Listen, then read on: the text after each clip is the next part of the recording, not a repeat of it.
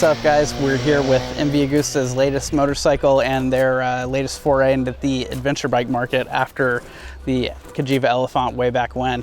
This is the MV Agusta Enduro Veloce. So rather than getting too deep into a bunch of spec sheet nonsense that you can read anywhere, I figured we'll do a quick highlight over what we've got here in the Enduro Veloce and then move into the riding impressions from today.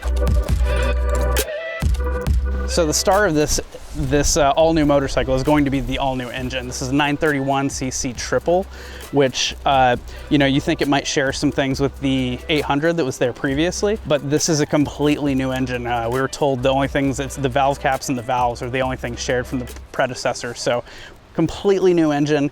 It's built to deliver more torque in this iteration, but there's definitely plans to move this into a sportier platform with other models down the line. Suspension, got to talk about it with ADV bikes, right? The SAX units on both ends are fully adjustable. With the fork, both ends you get 8.3 inches of travel, but with the fork you have preload in the right leg and then all of the damping and rebound and compression in the left leg. You got a handy adjustment for preload on the shock. I ended up cranking mine up a full turn today, which kind of helped me get a little more weight on the front tire, which helped just my feelings on the road. 5.3 gallon tank, big windscreen, non-adjustable, 7-inch TFT display, 21-inch front tire, 18-inch rear, both tubeless. And then this frame has bolt-on down tubes and a bolt-on subframe. So if anything happens, you can kind of replace some parts. Not sure if you're gonna be taking this on road or off road too much anyway, but you have the option there. So yeah, let's kind of talk about our day. We're on the island of Sardinia off the coast of Italy, an incredible place to test motorcycles. Not only because it gives you incredible roads, you've got off-road here that could, they have hard enduros on this island, so you can get a full span of all sorts of terrain, whether it's on-road, off-road, whatever you want. This is a great place for it. And what makes it even better is on our way out today, we were ripping through these roads, came up behind the police, they pulled over, gave us a wave and let us pass. So awesome place to ride motorcycles. And I think, again, the shining star of this bike is going to be the motor. This triple is so much fun to ride in a sporty fashion. The bike takes care of it. You got Stylema brakes, so you can get the thing hauled down pretty quickly. I did notice myself getting into the ABS with the front wheel a little bit sooner than I thought I would on the pavement. But again, it's because this motor really goads you to bring it out. MV Agusta says it's rated at about 124 horsepower and 75 pound-feet of torque, but it also says that it's making 85% of that torque at 3,000 RPM. And what's really great, these super tight hairpins and whatnot, you can actually lug the bike down to like 1,200 RPM, and really low RPM. And when you roll on, you don't get that kind of chugging effect that you get a lot and that kind of shuddering with a lot of the parallel twin adventure bikes. Again, this is a very sporty motor though. It's in terms of the whole middleweight-ish adventure bike segment, this feels like a sport bike engine. It's nice that you have that low end torque, but there is kind of a surge after 3,000 RPM. So when we were doing our little bit of off-road today, it was very minimal, you could let the revs drop a decent amount, but then once you get past 3,000 RPM, if you don't have the electronic aids on, traction control and things like this, the bike will absolutely spin out the rear tire immediately. And then on-road, when you have it above 6,000 RPM, it's just feels like a sport bike. It's so much fun. Flip this thing back and forth through the corners. You've got 4 different ride modes. You can customize all of these and change the settings. And what's great about that is that they also stay whether you turn the bike off or not.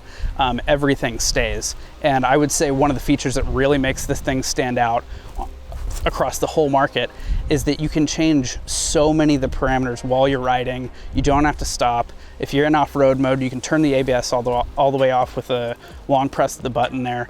And so the amount of adjustability that you can do with this motorcycle versus some where you have to stop to change modes, whether it's a road mode or an off-road mode, you can do all of this stuff while the bike is moving on the MV. And that's really gonna make it stand out. I would say almost the unfortunate thing is this thing gives you a lot of opportunity to change that. It's exactly what any off-road adventure rider would want, right? It's being able to change these things while we're moving. We're jumping between asphalt and sand or whatever. a lot of motorcycles you have to stop to like totally turn off the TC, totally turn off the ABS. This gives you that option. And there was a lot of talk about, you know, is this the Range Rover of ADV bikes, right? It's not cheap, it's 23 grand. MV Agustas aren't generally cheap. But I'm not so sure if it's really the Range Rover of off-road bikes. I think it's more like a Porsche Cayenne or something, because it's super sporty, gives you that on-road sporting experience that was an absolute blast today. And it still delivers off-road. I was a little more skeptical than maybe I should have been, but we had a very quick rip through some off-road stuff, and the bike is incredibly stable. We kind of noticed that on-road today, being able to flip it into corners, change direction really quickly despite the 21-inch front tire.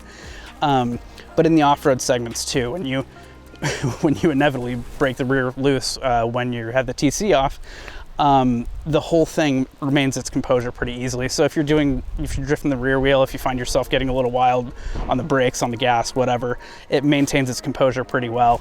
And thankfully, I think everyone kept it upright today, so we have bikes that still look as good as they did when we started. Ergonomics for me, totally neutral. I'm 5'8", 30-inch inseam.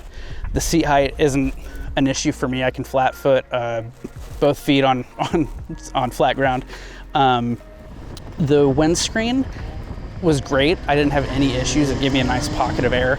The only problem I had today when it was a little hot and humid was that my helmet wasn't ventilating very well. So it'll keep you out of the elements for sure. We did have some electronic glitches today on a few of the bikes. I don't think it was really anything that actually is going to cause an issue, and it's going to be a software update down the road. No one had any significant problems, just some errors popping up here and there.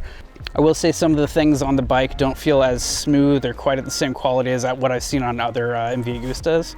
And for a bike that's at this price point, not really what you want to see.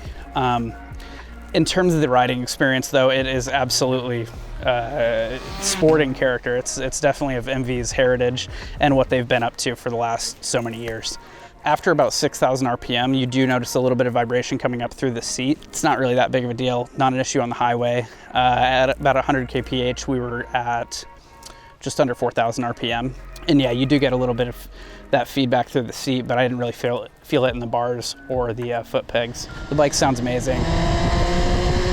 The quick shifter sounds amazing. It also works best when you're riding in a sporty fashion under, in lower RPM, it's a little jerky. But we had a lot of fun with it today in the twisties. Yeah, guys, that kind of wraps it up for me. Thanks for watching the video. If you want to check out the spec sheet, some digested thoughts after I've had a chance to think a little bit more, head on over to Motorcycle.com. We'll have a full write-up there.